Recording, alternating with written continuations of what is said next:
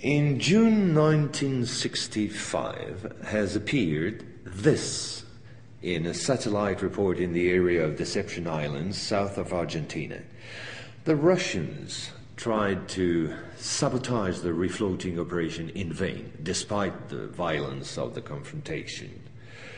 The flying object was finally brought back to Edwards Air Force Base in California.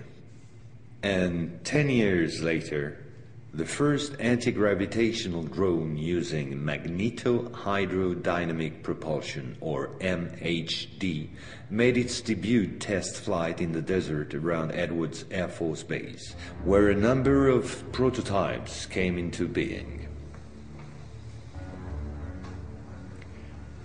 The Belgians got a small glimpse of so-called UFOs in 1989 and 1990.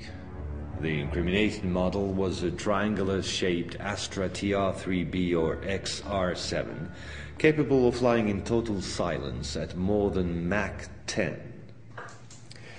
Now I would like to speak to you about another concrete application of such technology, the B-2 bomber, whose development started in 1982.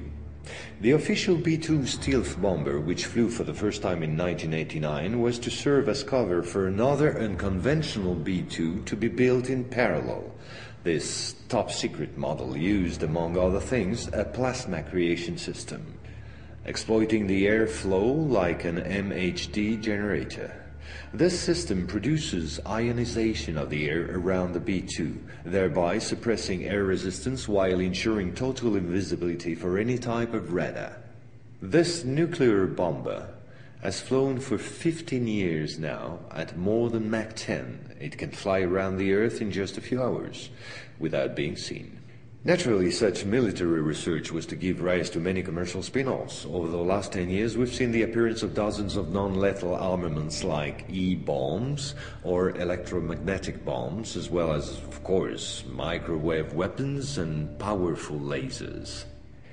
The U.S. Department of Defense, through the multinational Raytheon, decided to invest a gigantic amount of money in an experimental program called HAARP, or High Frequency Activate Auroral Research Program.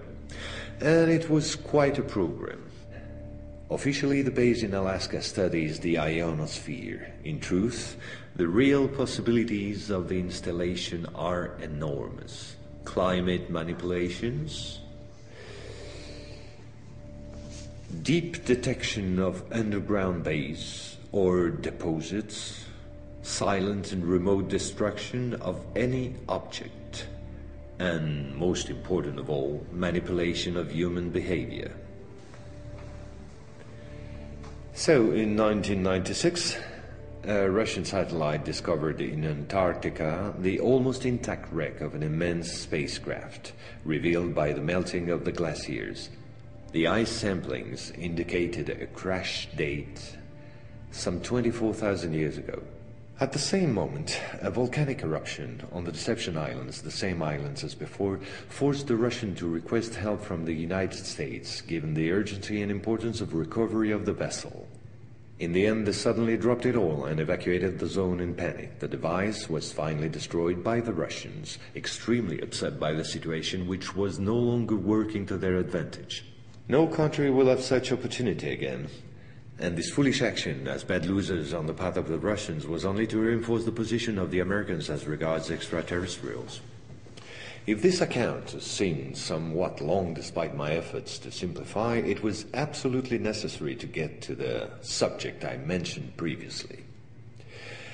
The plot known as the Orion Conspiracy. Our research group is convinced that UFOs constructed by the Americans or the Russians will be used to support an hoax attack on the Earth of extraterrestrial origin. The media taking care of the rest, of course. The reason? Once the threat of international terrorism has dissipated, the war economies of the major powers, with the United States at the head of the pack, will need a new enemy in order to still prosper. war on Earth will be replaced by space war against an enemy from beyond. So then, gentlemen, I thank you. A complete report will be handed to you at the exit. As for me, I'll see you again soon for a second update on a quite different subject. Gentlemen.